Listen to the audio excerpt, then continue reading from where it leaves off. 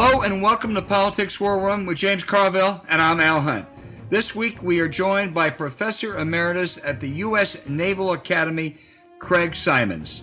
Remember, we take your questions each episode, so write into politicswarroom@gmail.com or send a tweet to @Politicon for next week's show. We'll get to as many as we can, but don't forget to tell us where you're from. Please check out the links to this week's sponsors, HelloFresh and Rise, in the show notes. We thank you for supporting our sponsors. It really helps make this podcast happen. Please tell your friends about us and remind them to subscribe on Apple Podcast, Spotify, Stitcher, or wherever you get your podcast. James, the chaos and carnage in Afghanistan that we're seeing on the television screens these days and reading about is a disaster. But there are different issues in this tragedy. One, Joe Biden's decision to get out after 20 years and spending over $1 trillion in America's longest war was absolutely right. That was one concurred in, actually, by Donald Trump, by Barack Obama, and it was inevitable. Now, the lack of preparation in executing the withdrawal of American personnel and all Afghans who've helped us and are at risk with the Taliban takeover, that was inexcusable ineptitude. That doesn't detract from the overall correct decision. And finally, the most bogus charge you're hearing now from the right and some others is that Biden lost Afghanistan. It wasn't ours to lose. 4 administrations share in any culpability. Bush went in to root out bin Laden, right? And to remove the threat of al-Qaeda from there. They used Afghanistan as a launching pad for 9/11. That was totally justified.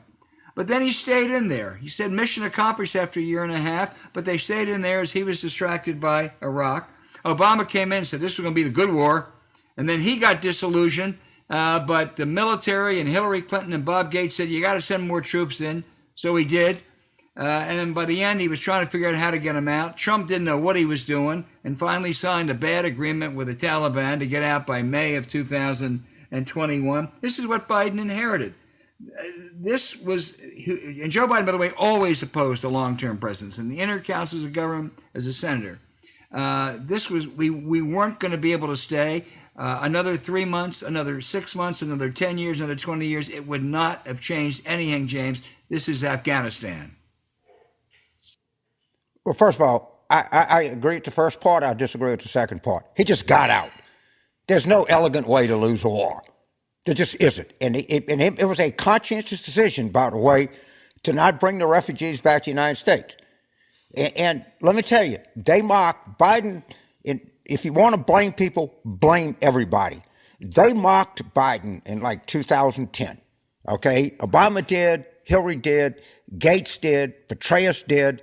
They all mocked him when he sat in a meeting and said, we got to pull out. And the guy was literally on the verge of tears. And this is credentialism on steroids. Every smart, educated Council on Foreign Relations bullshit, horseshit guy out there said you got to stay. That fucking war was lost 18 years ago. And you know, when somebody stands up and recognizes it, well, you know, and you know what's going to be the consequences of this? Nothing. They're not going to change the way to educate people at the service academies. Nobody is going to be held accountable for shit because, as Andrew Bacevich said on our show, a private that loses his weapon faces greater reprimand than a general that loses a war. We have been totally let down by overeducated, credentialed, stupid assholes. And that's just what happened, period. And people got to understand that. There's no good way to lose a war. And we lost this war a long time ago. That's my view. Well, I think we never were going to win the war to start with, and the only thing we could hope for was some kind of a negotiated settlement, which wasn't realistic either.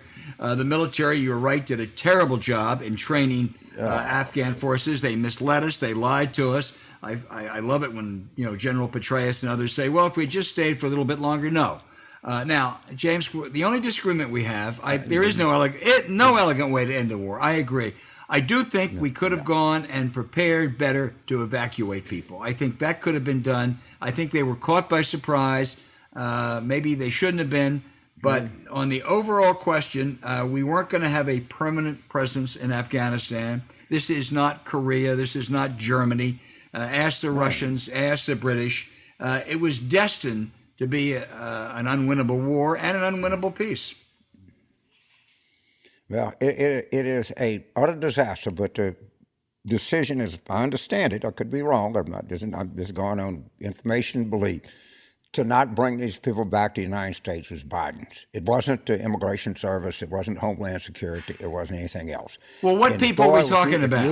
If you watch a lot of people that helped us over there, the argument is we should have gone and got all of those people out, and there's a good argument to be made for that.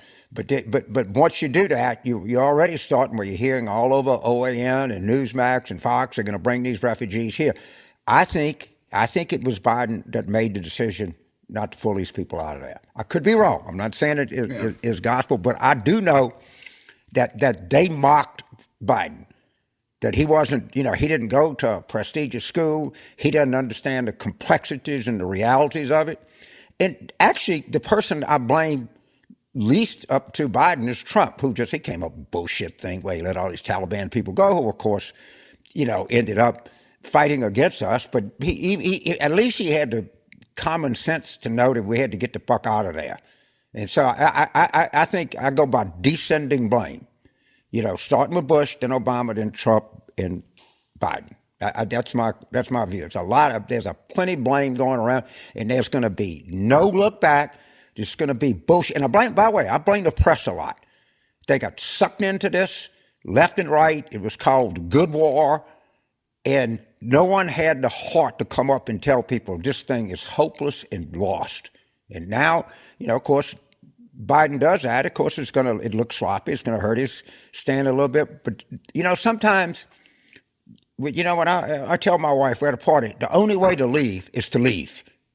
All right? We don't need to sit around and shake hands and everything. Tell whoever the host is, we had a good time. Thank you. Good night. We should have done that shit a long time ago. And the people that talked us into staying there were all the right people. Well, I think this is a disgrace for the United States. I certainly agree we should have left. I hope Biden wasn't the one that said we're not going to bring people. People risked their lives to help us over there. It was an ill-fated mission. It wasn't their fault that it was an ill-fated mission. And I think we owed them something, just as we did in Vietnam back in 75. Which, I see these people, some of the commentators, some of the politicians on television saying this is worse than Vietnam. However bad it is, I am sorry. We lost 58,000 people in Vietnam. It was the first war America had lost. We were told in 1975 that was the end of American power in the world. We were a declining asset. The Soviet Union was on the rise. The dominoes were going to spread all over Southeast Asia. You know what? It was all bullshit. It didn't happen. Soviet Union collapsed. We were dominant, and there were no dominoes to fall. And Vietnam today, is begging for American support against the threat of China. Shit, you go. Saigon and Hanoi are two of the great cities in the frickin' world. It's still a bad government. I've been there. It's still a bad government. People have bad governments everywhere. But I'm going to tell you, you go there, I can't, I'm talking about the entrepreneurial spirit, collegiality, food. It's just unbelievable. You're not going to go to Kabul or Kandahar in 20 years and see that. It's not even comparable. All right, Vietnam is a successful country. Afghanistan will never be a successful country. Vietnam's a semi. Okay, I don't know. I'm not going to.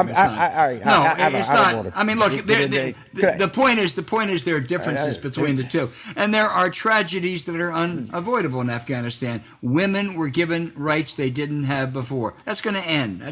Whether it's next week or tomorrow, next month. I don't know. There was educational reform. There were some good things that happened in an ill-fated mission. Oh, you know why that's what they want. They could have fought for women's rights. They could have fought for this. We spent how many $100 billion, 20 years training the Afghan army? Almost Are you 100 shitting billion. me? Yeah. Yeah, are you shitting? If the real cost is going to be way higher than that. It's the most colossal failed undertaking in the history of warfare. And of course, it's a shame, but that's the country they want. When I was in Afghanistan, I was talking I was working for Ashraf Ghani, who's now disgraced in the UAE, all right? And people were lined up, and I talked to these guys in Kandahar, and the biggest, the mark, I'm not kidding you, I'm not making this up, the mark of prestige in Kandahar, if you're a male, is you have a 13-year-old boy that travels around and you enjoy him. And I asked the guy, I said, man, what are you doing? He said, man, that's Kandahar. That's just the way it is. Well, if you think you're going to go in and change a culture that not only approves, that elevates people raping 13-year-old boys, I got news for you. You're going to frickin' lose. And that shit happened in 2010. And we're sitting here, and you're right. It's the way they treat women is horrific. The way they stone people to death is horrific. We gave them a chance to change. They told us to get the fuck out of here. They're done with us. And now in the whole country, of course, what the Taliban's got, and it was a good article in the Times today, and I was told exactly the same thing. It's all about controlling these trade routes and making people pay tariffs. And also, it's a giant narco state. I'm not sure that their money. Potential wealth.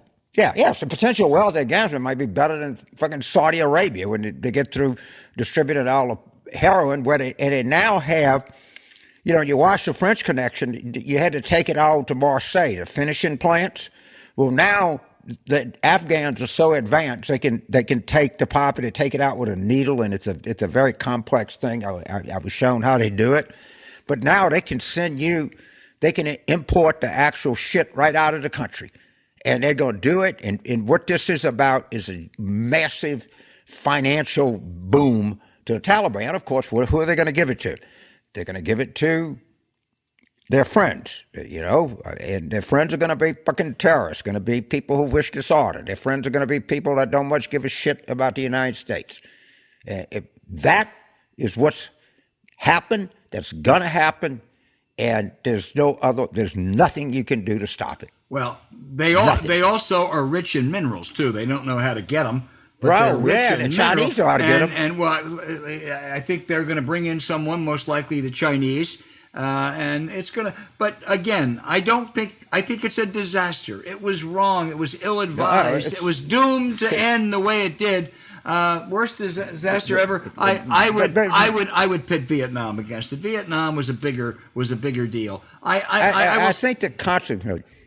Go ahead. In terms of lives lost, right? So we lost. I don't. How many people lost in Iraq and Afghanistan? One of the sad truths, a good truth, is we have fewer deaths in combat because they've gotten so good at saving people. Well, that's true. We're talking casualties. So if we'd have had, but when you go and you ask Joe Stiglitz or anybody, what are we going to be paying for these wars 15 years from now? The cost is staggering. It's utterly staggering. We got kids that are over there, and they've been traveling carrying 110 pounds of gear in the most mountainous terrain for 13-month deployments. Their spines, their skeletons are shot. And you're going to have to take care of these people, which you better, because it's the correct thing to do.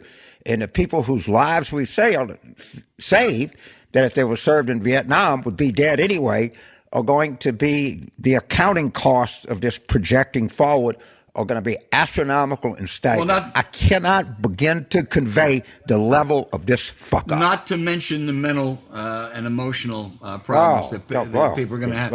I just will say one thing in closing. I mean, I shouldn't have been, but the chutzpah of Condoleezza Rice to write a piece today. I mean, she was one of the architects of this failed policy, and to write a piece today criticizing Biden for suggesting that the Afghan people chose the Taliban and going on to say, no, they didn't, no, they didn't, no, they didn't. I am sorry. She is a favorite, again, of the foreign policy establishment. She's their favorite Republican. But that was a despicable column.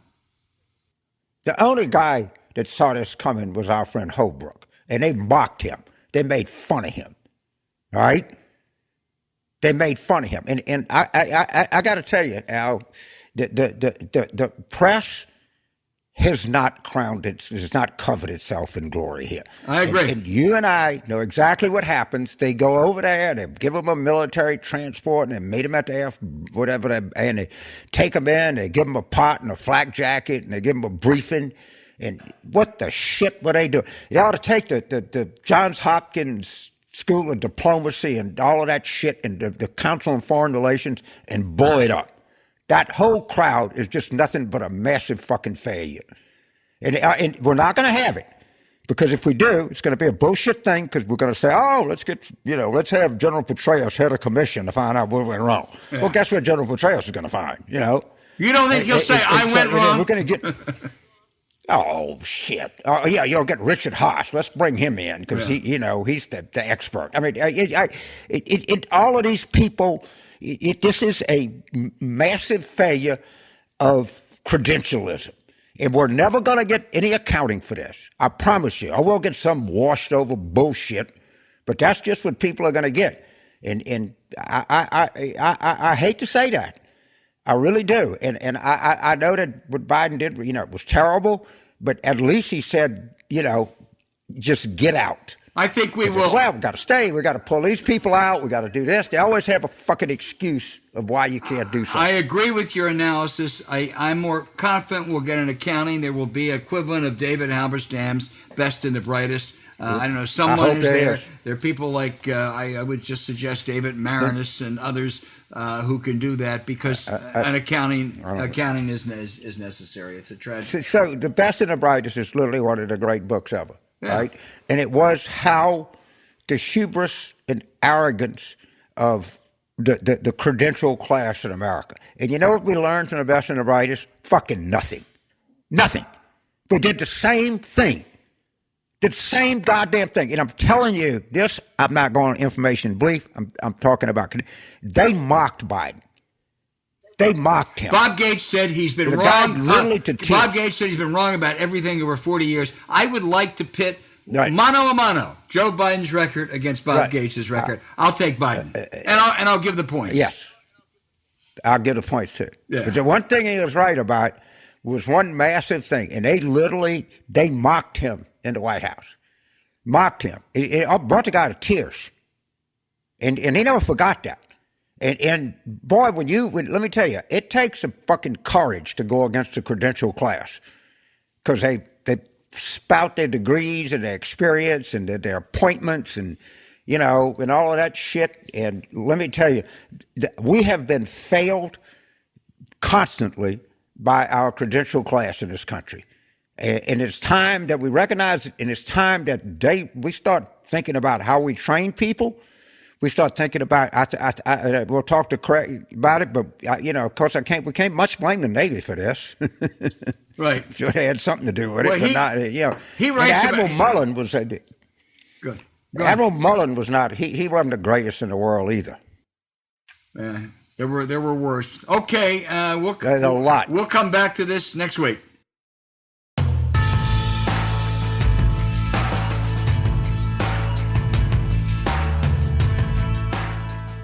Hey, James, it's a daunting task to introduce our guest, Craig Symonds, the great naval scholar at the Naval Academy and Naval War College, the author of dozens of books, many on World War II, but also on the Civil War admirals and also on the Battle of Gettysburg. He has a 24-part series on the Pacific War, which everyone ought to look at, audio and video. Every year, we celebrate the anniversary of D-Day and then the victory in Europe. Not as much attention is given to the war in the Pacific, which ended in August. It was just as momentous, and it shaped the next 3/4 of a century. Craig, we are really honored to have you with us. And let me start off by talking about the Pacific. In early 1942, the Allied focus was on Europe. Much of the American Navy was wiped out at Pearl Harbor. The Japanese appeared dominant in the Pacific. Yet tell us about the extraordinary and critical recovery that the American Navy made that year. Well, the Japanese attack on Pearl Harbor was brilliantly executed by them. They managed to remain secret in stealth, maintaining radio silence all the way across the Pacific and executing a wonderful attack. But it took place at just the moment which a few had recognized, but by no means everyone, when the battleship era was in fact ending. So that by focusing on those battleships, sinking 4 of them, heavily damaging 4 others, they did not in fact seriously attrit American naval capabilities in the Pacific. But there were still only 3 aircraft carriers under American control, so the Japanese were still very much in charge of things in the first months of 1942, and it was a precarious moment, both for the Navy and the nation. And then there was Midway and Coral Sea. Right. And the 2 of them should be paired, just as you have done. I think that's fair. What the Coral Sea showed us was what I have just expressed, and that is that the carrier had become the queen of naval battle. It was kind of a draw tactically, each side losing important forces, but it was a strategic victory for the United States in that the Japanese decided to turn around and go back and recall their invasion convoy for Port Moresby on the south coast of New Guinea. And that turned out to be the furthest extent of the Japanese conquest. And then, as you mentioned, Midway was the real turning point, not in terms of the war, but in terms of the momentum in the war. It took away the Japanese ability to call the shots as to where the war would then be fought and gave that momentum to the United States. You know, I have written about us breaking the Japanese code. You know, you point out we didn't really break the code, but we got important elements that played a key role: Coral Sea, Midway, and the killing of Admiral Yamamoto. Those code breakers in Hawaii really were a big deal. They were a big deal, and I'm glad you brought up the fact that we did not break it completely. I think there's a tendency for people who hear that, oh, we broke the Japanese code, to assume that we were reading their mail. They would send out a report and we would read it almost in real time. That is not the way it worked. They sent out hundreds, thousands of electronic messages from which we were able to gather bits and pieces that allowed us to make informed guesses about what was likely to happen. So the credit to the code breakers really goes not just in that they were electronically clever, but they were also culturally wise to figure out what those bits and pieces meant. You know, there were such larger than life figures that you have written about so eloquently. Admirals Chester Nimitz and Bull Halsey, who had to deal not just with the Japanese, but also the egomaniacal Douglas MacArthur. Your words, not mine. But fair enough. Few would disagree. I do think it's true that Chester Nimitz deserves a lot of credit. He made a lot of bold decisions in the Coral Sea, at Midway, and elsewhere, which we may get to later. But I don't think he gets enough credit for being the calm, steady hand on the helm through all the difficulties of dealing with Douglas MacArthur, whom you mentioned, Ernest J. King, his boss, the Chief of Naval Operations in Washington, and volatile characters like Bill Halsey as well, and Howling Mad Smith of the Marine Corps. So being the eye at the center of the storm made it possible for Nimitz to be the guiding hand in this whole war. Well, James. So, Craig, this has haunted me, and I can't wait to ask you this. So they show up at Port Moresby, the Japanese fleet does, and all of a sudden we have aircraft carriers there. How could they not fucking know that we knew something? I mean, all in the Pacific, we just happened to have some people right there when they decided they were going to do this. Yeah, and that's not the only occasion. Al mentioned the shooting down of Yamamoto. I mean, how come we had a squadron of airplane exactly in the place where he was scheduled to show up? How come the Japanese couldn't figure this out? And I think the reason is there's a hubris in being clever. And that we're as guilty of that as anybody. We think, oh, aren't we clever to have figured out this code that nobody could possibly break? We're so smart, and also they are not so smart. And so the assumption is, well, they got lucky, or it was coincidence, or it just happened to be. But you're right. The Japanese should have said, this is not coincidental. They know something. And then even the morning of June the 4th, and Nagumo is waiting for his scout planes, and he has this fierce resistance at Midway. I mean, we're launching planes and shit like that. I mean, he didn't know that we knew by that point. I mean, he's still wondering if there's carriers out there. Well, you're right. I mean, first of all, Midway put up a pretty good defense, although it's with older airplanes, and the Japanese Zeros handled them pretty well. But he should have figured something was up when all the land-based airplanes at Midway arrived over his carrier force. Now, the reason what he concluded, and not entirely incorrectly, was that he had been spotted by long-range scout aircraft, which was true. But you're right, a person less inclined to assume, oh, those Americans couldn't possibly figure this out, should have known sooner than he did that we knew they were coming. So there's this thing, if you can get it online, it's called Nagumo's Dilemma, where they show you what was going on in Nagumo's mind about, the bombing torpedo bombs and, the different things that they had to do. I have this theory, and you can certainly welcome to disagree with it. I think Yamamoto is freaking overrated. He went to Harvard. He was a bright guy. As you've pointed out numerous times, he had these impossibly complex schemes that were almost impossible to deal with. He made a big choice at Midway that turned out to be a disaster. And I think the guy's overrated. I think we prop him up because he's our idea of what a canny, smart, Harvard-educated Japanese naval officer should be. Well, I'm not going to say anything about Harvard-educated smart people, but I will say this about Yamamoto. Okay. He fought a war against the United States that he did not think was a good idea. But he also fought a war against the Japanese Army and the Army High Command and the Army General Staff. And I suspect quite strongly that one of the reasons he was determined to bring about a showdown with the American fleet near Midway was that he would personally be present, as he was. This is the only battle in the Pacific where he himself was at sea, that he would win that battle, come back to Tokyo, and have leverage against the Japanese army to say, okay, look, this is where we are. It's time to negotiate. We got to stop this thing. Now, I have no proof of any of that, but I think his cleverness was limited by the political environment in which he worked. Okay, so you anticipated my next question, because most Americans can't quite understand this because we have a different military command structure. I don't totally get it, so help me.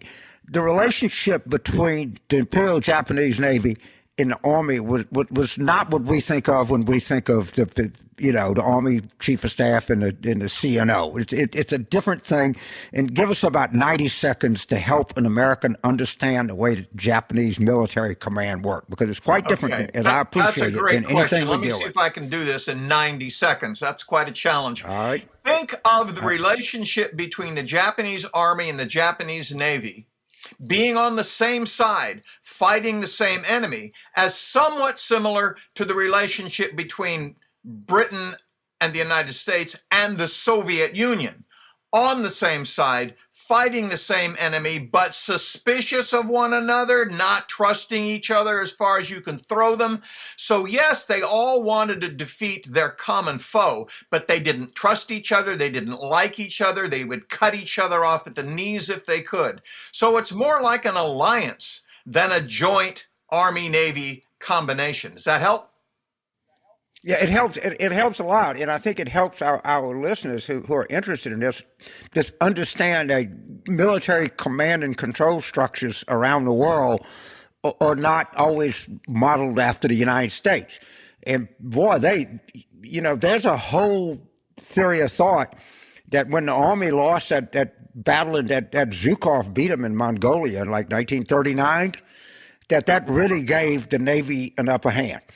Don't know if it's true, but that's a credible view. Before I turn it over to Al, we were kind of conditioned when I was, we're all the same generation, but that the emperor wasn't a bad guy. He was, I don't think he was a very good guy at all. Is there, where do you stand on Hirohito and all of this? Well, Hirohito was in a tiny little box. He was born into an environment where no one could look him in the face. He was a deity. People had to turn away because the bright sun of his face would blind others. And he lived his whole life in that environment. I think, and it's significant, I think, that at the last meeting in 1945, when he said, we must save the lives of our people and end this war, that the Army and Navy didn't want to do it. So in a way, he's the hero of the Japanese capitulation, and he was a prisoner of Japanese culture, and particularly that Army-Navy dominance over the Japanese government that existed from the mid-1930s onward. So whether he's a good guy or a bad guy, he's a prisoner in a box and behaved probably as well as any person in that environment could be expected to behave. All right, you convinced me, Albert. I got much more to come, Craig. Okay. Yeah, I do too. Craig, I would just say as an aside, when to James's question about why didn't they realize when we spotted them at Coral Sea or Midway or Yamamoto, one reason was because they didn't read the Chicago Tribune in Tokyo, which had published after Midway that we had broken part of the Japanese code. So thank God there were no Trib readers in Tokyo. But let me just turn to 1945. The tide had turned, not only in Europe but also in the Pacific, yet the Japanese were fiercely resistant. First at Iwo Jima, where the Marines fought the Imperial Army. The battle, I think, correct me if I'm wrong, it lasted a month after that iconic picture of the American flag raised at Mount Suribachi. That we sort of thought that was the end of the battle. It wasn't.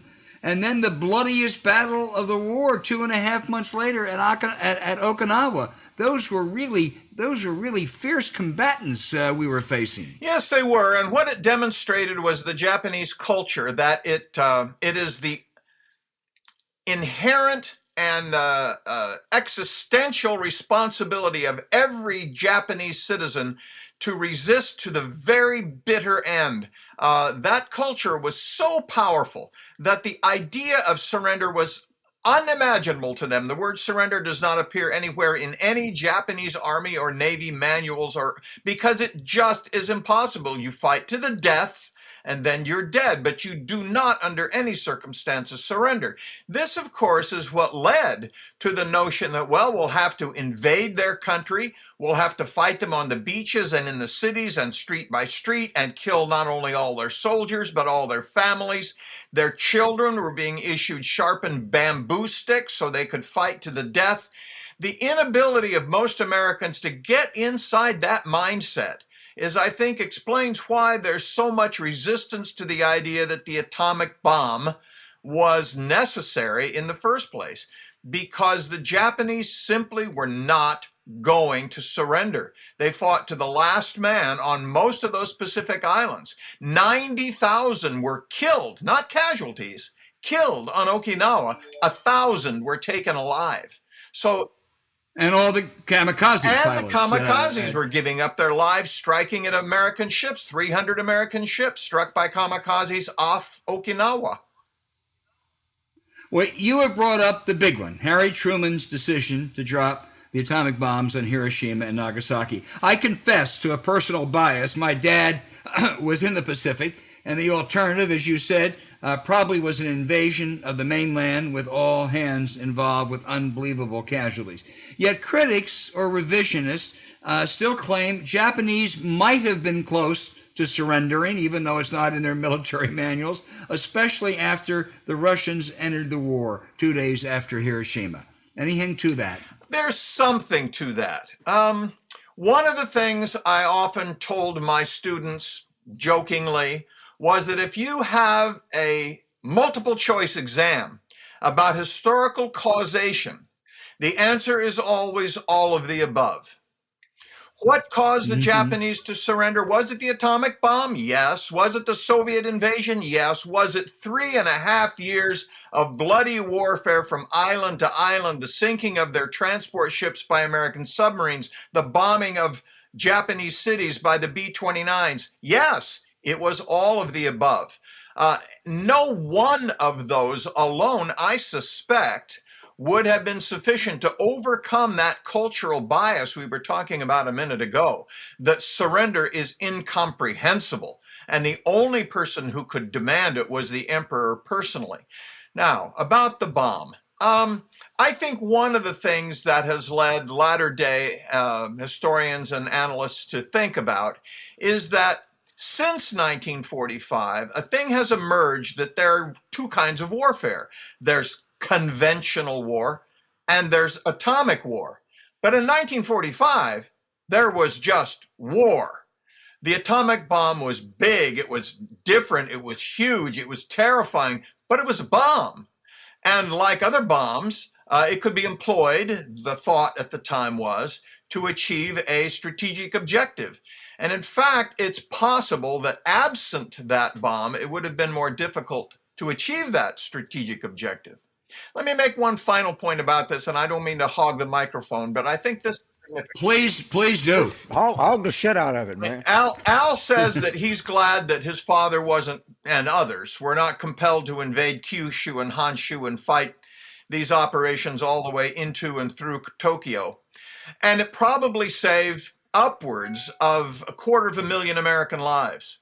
It probably also saved upwards of 50 million Japanese lives, because if that culture of every Japanese citizen fighting to the death had been enforced, that invasion would have resulted in far more casualties to the Japanese than the two atomic bombs did combined. So it's possible that the employment of the atomic bombs, yes, saved American lives, but very likely saved many more Japanese lives.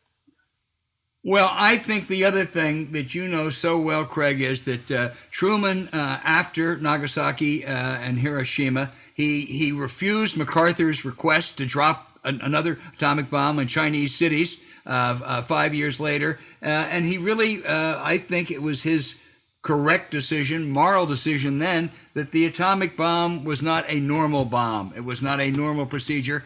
And thank God it's never been used since. Well, that view, as I mentioned, appeared between 1945 and 1950. By 1950, it was clear that atomic warfare was a different thing, a new thing, an apocalyptic thing. I think that view was less clear in 1945. You're absolutely right about Truman's decision not to let Douglas MacArthur expand the war into China. He didn't want him, not only didn't want him to drop atomic bombs, he didn't want him to do anything with the Chinese. MacArthur wanted to, great line, unleash Chiang Kai-shek, as if, you can, the mental image of unleashing Chiang Kai-shek against the mainland of China. But that would have expanded the war, expanded the objective, changed the war entirely. So Truman was correct on both counts there.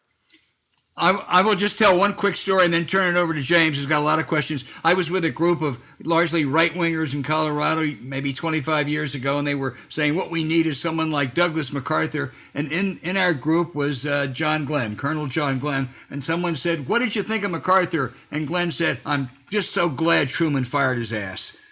So in any event, that's my favorite MacArthur story. Go ahead, James. So, Craig, I feel like destined to love the Navy because I was born at Fort Benning on October the 25th, 1944. Oh, my God. Which, of course, was in the Lady Gulf, the biggest naval battle in the world. That's which right. I still can't master it. I understand most everything about Midway, but Lady Gulf, when you start looking at all the maneuvers and Halsey chasing people all over the place, it's a difficult. Is that a difficult battle for you to teach to the Academy students? It is, but it's a great one to teach because it has so many lessons to absorb. Keeping your eye on the ball, knowing what the broader objective is, not being drawn off as somebody like Halsey could be by the glittering object on the horizon. It's a great case study. Yeah, and also I think the first kamikaze attack was on the 25th of October, 1944. Yeah, I'm not sure, but I've read that somewhere. No, it wasn't me. I was just fresh out of the womb, so they can't blame that. So, all right. There are two things that and this goes right to you. I think two underrated things in military history is, number one, the role that the Army played in the Pacific. All right, you're a naval historian. I'm a former Marine. There's this culture in the naval service that the Army basically didn't exist in the Pacific, which I think the Army fought honorably in the Pacific. But there's also a Civil War culture that you can really address to, that it was all Grant, Sherman, the Sheridan, Thomas.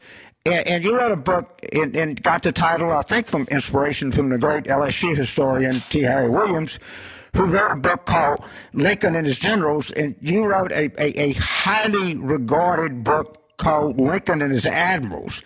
And I think you would argue that Farragut is the equal of the Grants and the Shermans and the Sheridans in terms of the role and the significance he played in the Civil War.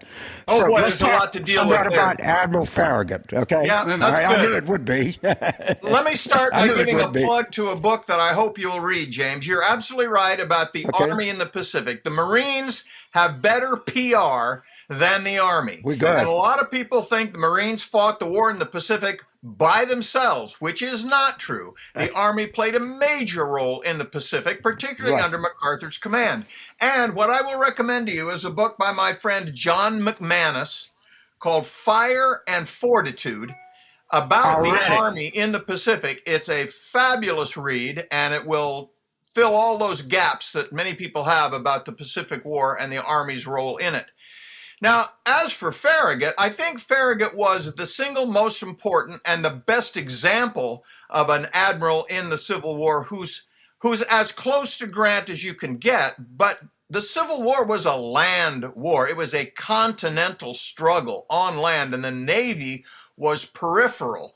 What I hope my book did was show how Lincoln dealt with the admirals, many of them self-important individuals, as admirals tend to be, as a brilliant, clever manager of men, as well as a manager of war. But it would be hard for me to argue that Farragut was Grant's equivalent. I think he was the best and most important naval admiral in that conflict, but Grant's the man. Right.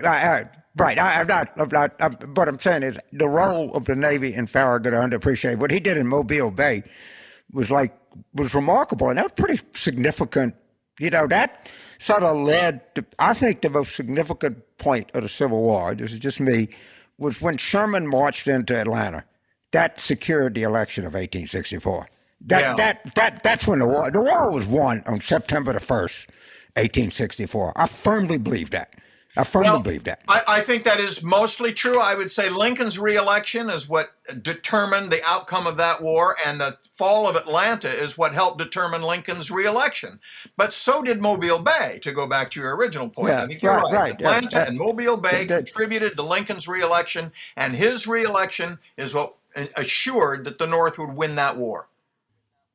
Right. And I'll give a little bit of credit because I'm in the Shenandoah Valley right now, about 20 minutes from Cedar Creek, and I got to give Phil Sheridan a little credit. Okay. In 1864. But at any rate, we go back to where we are. So what was the most perilous point for the United States in the Pacific War? Was there ever a point that something could have happened where we would have had to negotiate a settlement for Japan, or we would have just reverted back and eventually our production would have crushed them? Well, I don't know about negotiation. That was, of course, the Japanese objective all along. They never expected to defeat the United States. What they expected was that the Americans would figure out how hard this war was, how costly it was going to be, and weary of it and call it quits, as has happened, of course, in American military history. It did not happen yesterday. So the perilous point were in my view, the entire first 6 months of that war, from the attack on Pearl Harbor up to the Battle of Midway. That was the perilous moment, because had we lost the Battle of Midway, that would have endangered the Germany First Allied grand strategy, because Americans would have insisted that some of those assets in the Atlantic be moved to the Pacific to shore up our collapsing possessions there. That would have weakened and perhaps lengthened the European war.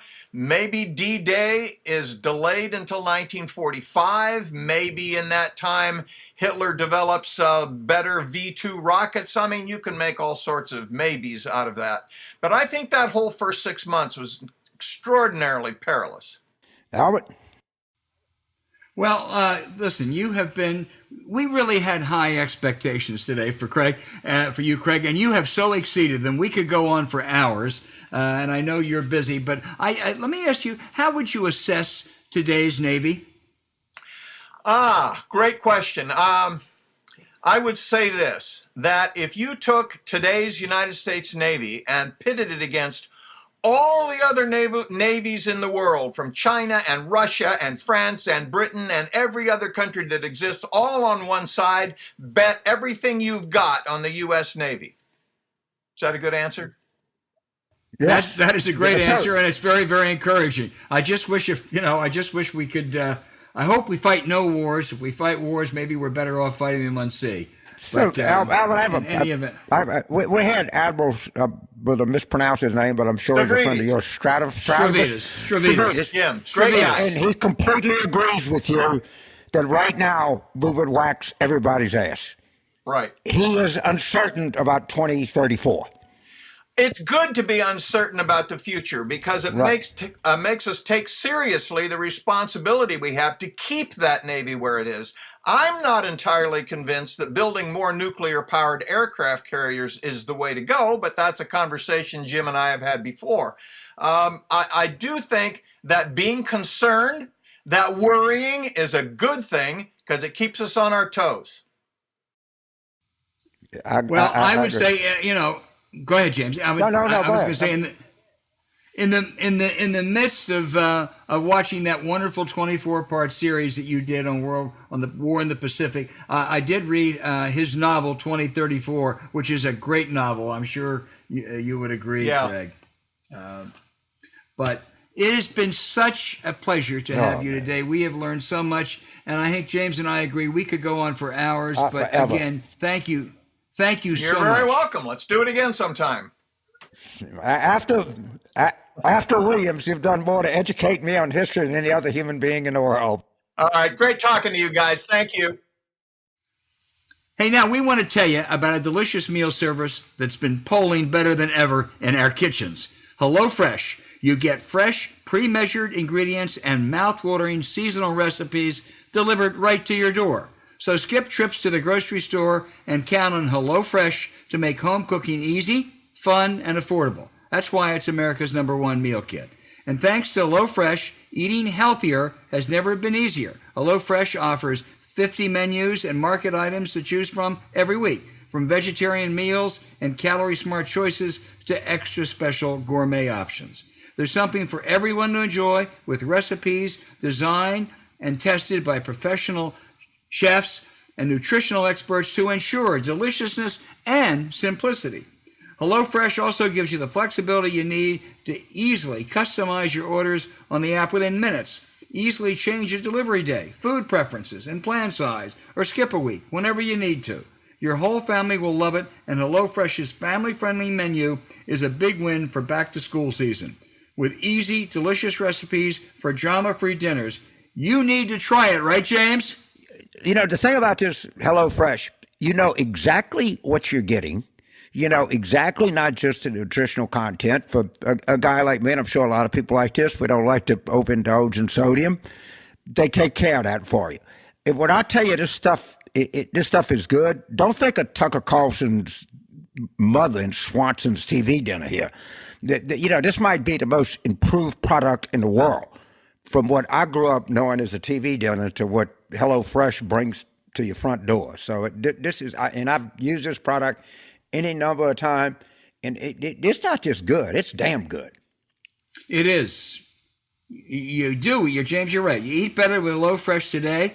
You go to HelloFresh.com/WarRoom14 and use code WarRoom14. It's all one word for up to 14 free meals, including free shipping. For America's #1 meal kit, remember, go to HelloFresh.com/WarRoom14 and use code WarRoom14 for up to 14 free meals, including free shipping. We also include the link in our show notes.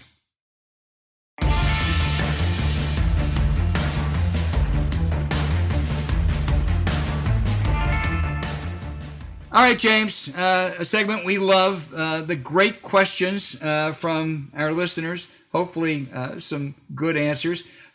Gary in Olympia, Washington. This is a good question. He said, we live in the home of the Evergreen State College and a hotbed of activism from far-left progressives. So bad here that this is the defund movement managed to get our local food cop to join the boycott of Israeli products, which in this case was 3 products that most of the Jews, myself included, have stopped going there. But I am one who believes in a 2-state solution in Israel and Palestine. I really hate the settlement situation, and I really don't agree that any criticism of Israel is tantamount to anti-Semitism. Plus, most Orthodox Jews voted for Trump. So, the question is, what should Tony Blinken and Joe Biden do to move forward in the Middle East and Israel? Well, first of all, they should read what you sent us, because your question is right on target. And this whole thing, of course, the settlements have been a disaster. And, there's a saying, and it's true, you can't unring a bell. And once they rang the bell, just like us getting into Afghanistan, we're here and you can't do anything about it. I agree. It's a totally disastrous thing. And you're right, the only solution to this, and God forbid, it's not going to happen anytime soon. It almost happened in the late 90s, is that you have to negotiate a 2-state solution and you have to deal with the settlements during that negotiation. There's just no other way to do it going forward. And I love Israel. I believe it ought to exist. The demographics do not favor it. And I just hope that one day somebody reads your communication to us and bases foreign policy on that. I really do. I concur 100%. I also sadly concur that it ain't going to happen anytime soon, anytime in the foreseeable future. And that'll be bad for everybody, including the Israelis.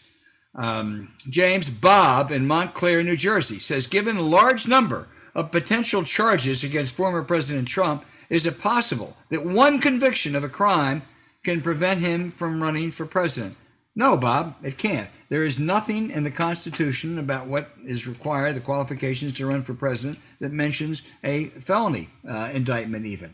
You have to be 35 years of age, you have to be born in the United States, and you have to be a resident. But you can run as a criminal, as a crook. I guess he did it once before, though not officially. I think it would probably have a political implication, but there's nothing to prevent someone running for president who's been convicted of a felony. Right. This is a nitpicking thing, but I think if you were convicted on the impeachment charge, you can't run. Well, that's true. Or James, for treason. Right.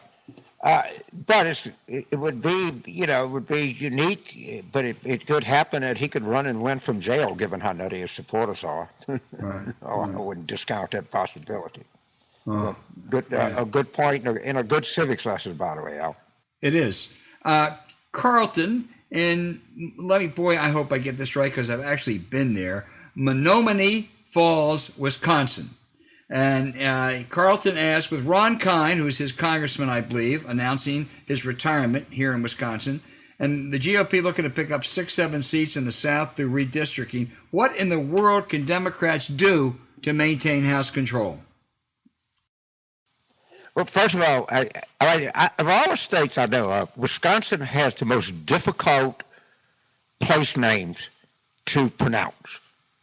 They have the wild counties around Milwaukee, of which I can't pronounce any of them, but they certainly, I would love for somebody to do a study of this. I think Wisconsin has some of the most difficult place names to pronounce of any state in the United States. That's just a theory of mine. Challenge for us. A challenge for us, but I can't pronounce my own name. It's just, the more I think about 2022, the worse I feel. And we need to catch a win. Let's see what happens. Although I'm getting a little more optimistic about Virginia, I think Biden's taking a hit. I think the combination of this Delta variant with the obvious, having to tell American people we lost the war, which he had to do, is concerning, and the behavior of some House Democrats is very, very concerning. And I would just point to what Benjamin Franklin said: we hang together or we hang separately. And right now, I think we're on the road to hanging separately. And I hate to say this, but I hope our viewers will spine up people and say, look, hey, we all got to give a little bit along the way here, but I don't want to think of the ramifications of having a terrible 2022, which, by the way, is a very, very, very real possibility. I would add two things. First, Democrats have given away too much on redistricting. I believe there ought to be nonpartisan redistricting commissions, because I believe basically voters should select politicians. Politicians should not select their voters.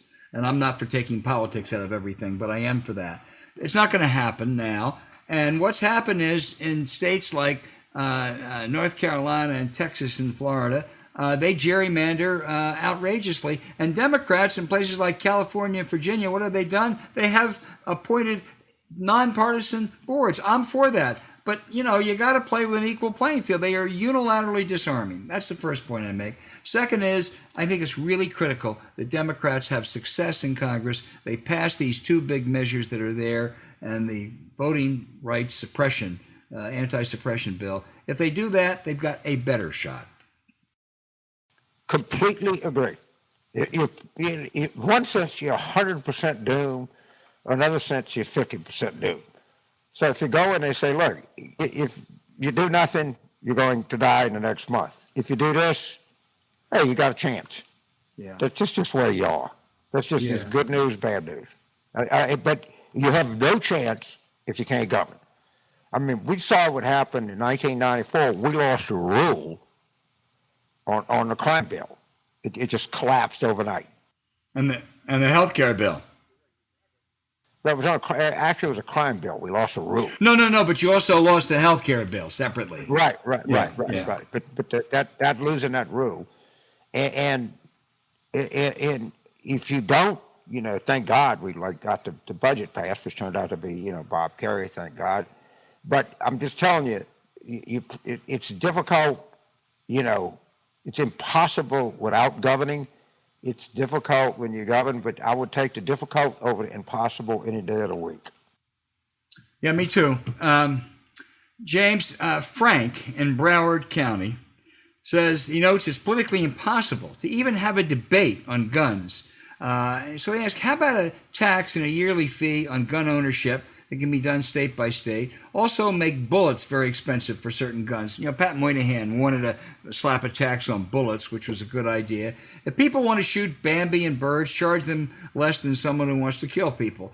I don't think anything works. Whatever you do, that gun lobby and their followers, and they have great intensity, they get involved. And I am just terribly pessimistic that even most what should be easy, common sense solutions are going to be possible right now in guns. I hate to say that because I think there's a tragic need for. By the way, James, I want to turn to you, but Frank also says, I love Magic Spoon. We are ordering it often. Thank you, guys. All right, Frank, Broward County. Great Fort Lauderdale. Great. Broward County has a lot more interesting things than most people realize. I would refer you to Chris Rock has this hilarious riff on bullets. But if you make bullets more expensive, the problem is there's over 300 million guns in existence in the United States right now. I can't tell you, there are probably 10 billion bullets. So let's just say, and I know it's an interesting thing, and we've said that, let's just suppose we impose a 300% tax on the sale of bullets. All you're going to do is make the bullets that are already in existence more valuable. It's a fun and practical thing.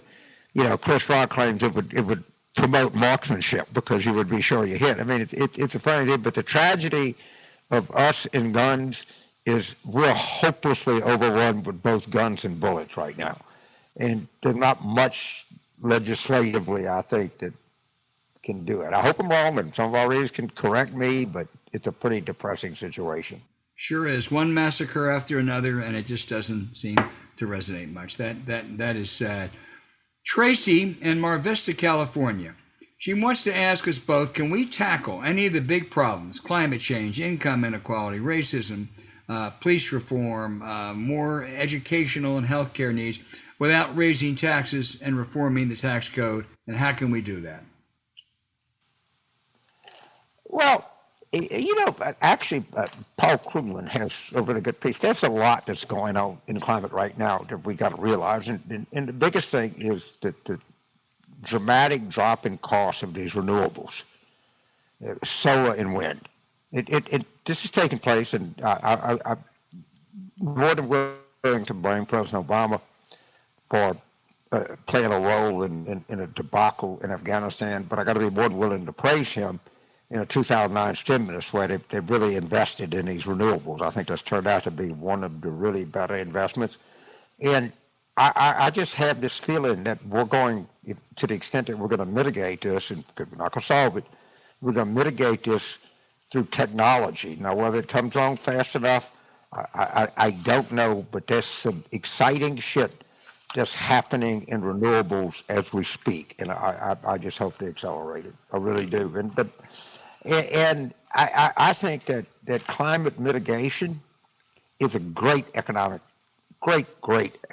booster. I don't think we should look at this what it costs. And you talk about the need for infrastructure.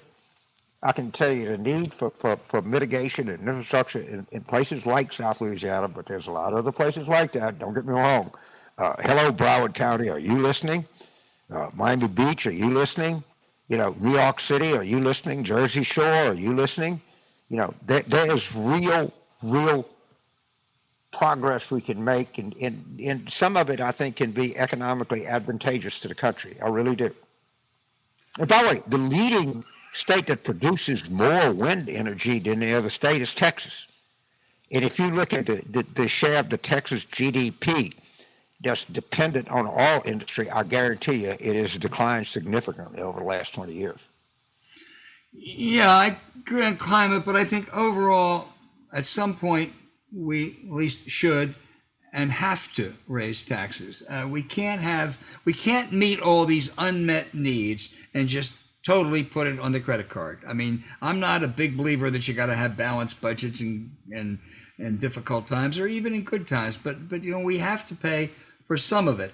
And the reality is, James, we're not only not an overtaxed country, if anything, compared to other major industrial countries, we are an undertaxed country, and we are an unfairly taxed country. And I'm not optimistic that a lot's going to happen on the revenue front this year, but it should. And I encourage everybody out there, keep your eye on the K Street lobbyists, because that's where the big money is when it comes to taxes. So it ought to be done. Easy to figure out how. It's just difficult to figure out whether. So I want to go to this question. First of all, it's the right thing to do, because everybody admits, it's one of these things where you go to any dinner party, inequality is a goddamn problem. All right, and wealth stratification is a huge problem.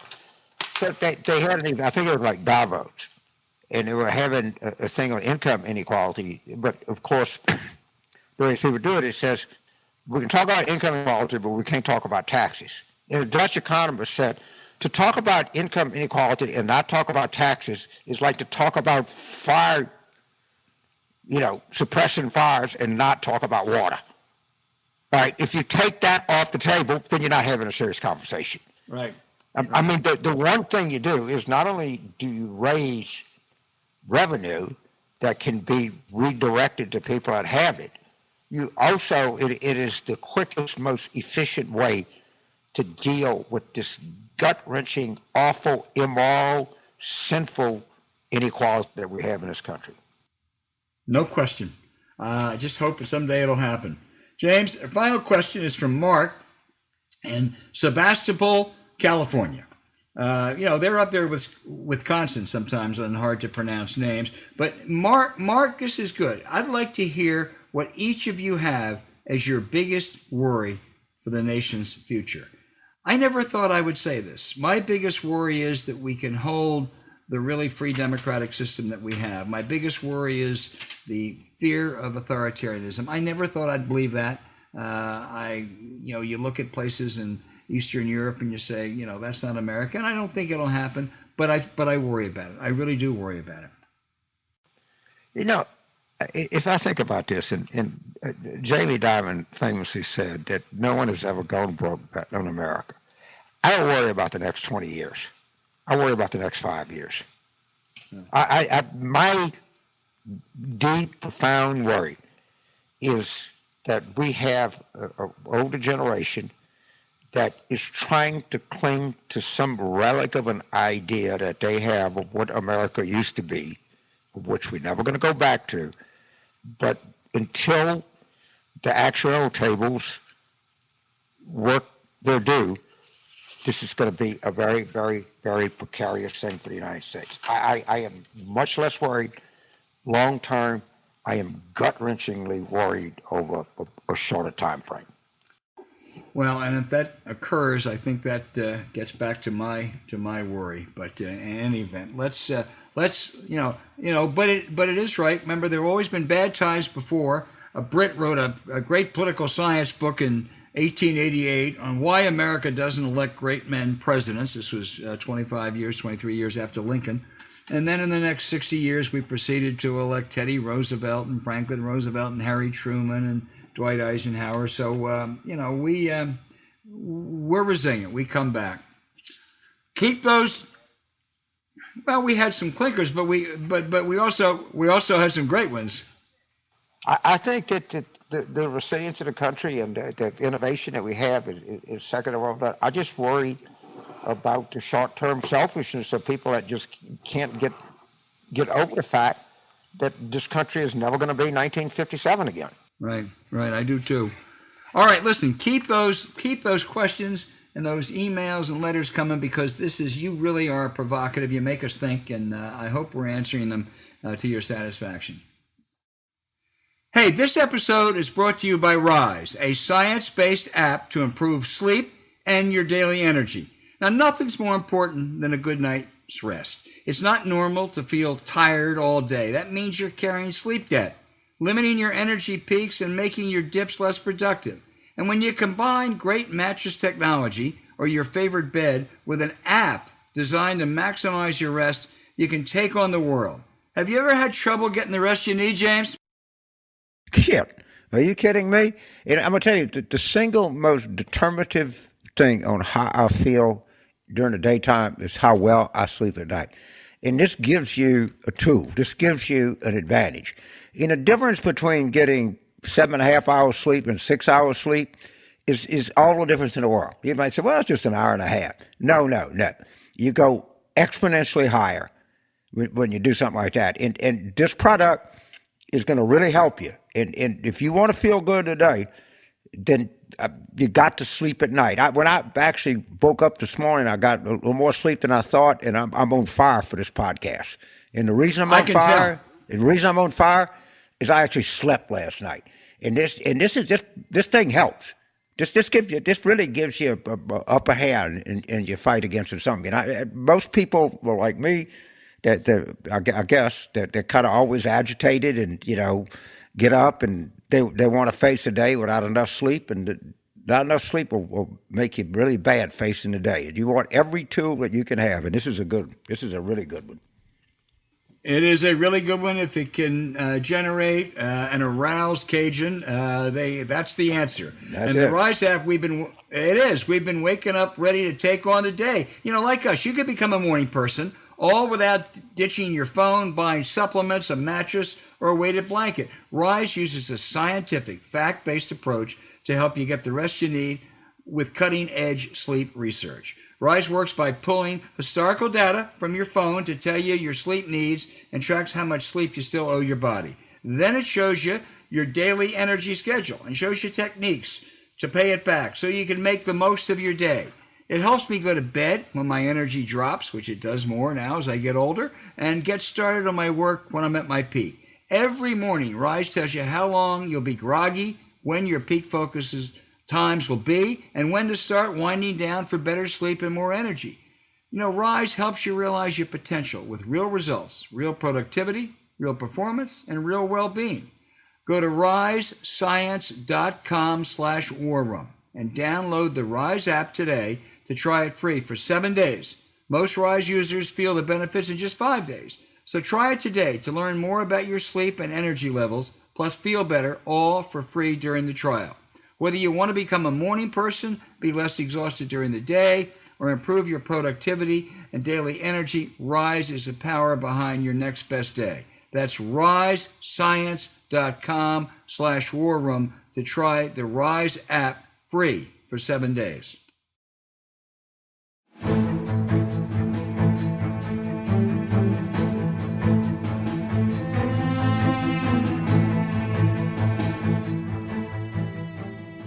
And James, I got to start finding new outrage subjects, but our sphincter favorites just keep giving and giving. Ted Cruz criticized CNN reporter in Kabul, Clarissa Ward, for cheerleading, he said, for the Taliban. I don't know Ms. Ward, but I've watched a number of her reports this week. She's very good, she's fair, and she's tough.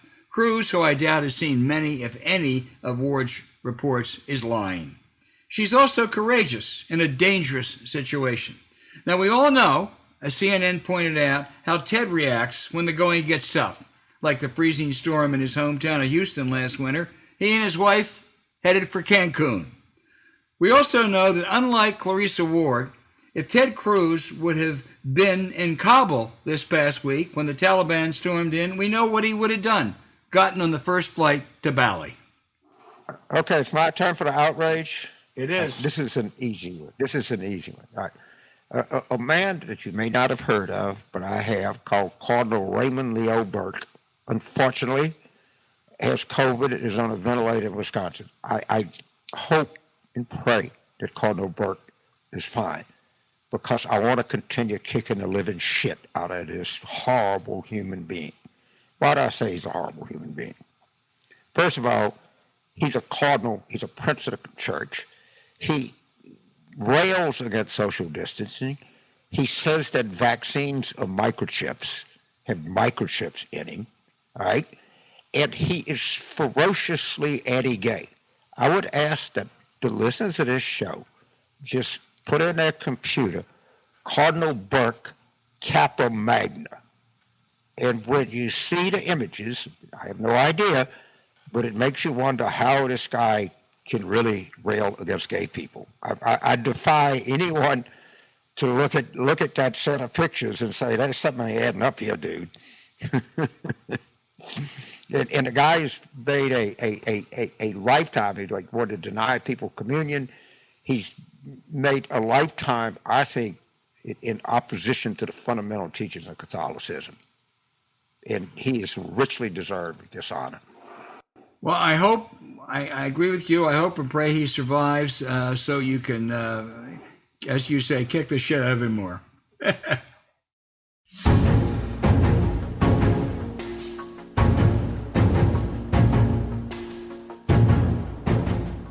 Hey, thanks for listening to Politics War Room with James Carville, and I'm Al Hunt. Don't forget to send your questions for us by email to politicswarroom@gmail.com or tweet them for next week's show @Politicon. Following this episode, we'd appreciate it if you'd check out the links to our sponsors, HelloFresh and Rise. We really thank you for supporting them. When you do, it helps make this podcast happen. To keep up with us, subscribe to Politics War Room on Apple Podcasts, Spotify, Stitcher, or wherever you listen. And please rate the show with a 5-star review. We'll be back next week with another show as we continue our War Room planning.